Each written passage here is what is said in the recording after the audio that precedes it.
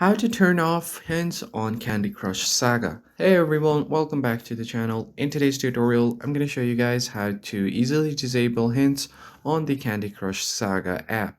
But before we get started, don't forget to hit the like button down below and subscribe to the channel.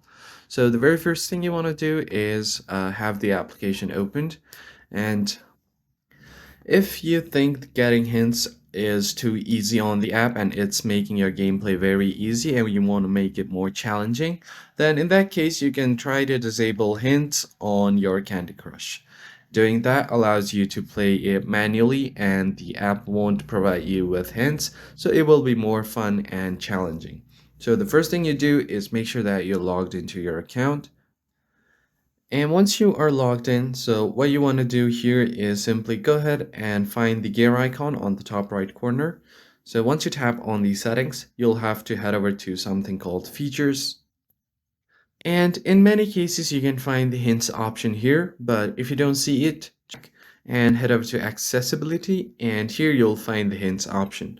You'll just have to turn off this and the hints will be disabled in game. So that's pretty much it. I hope you found this tutorial helpful. I'll see you guys on the next video.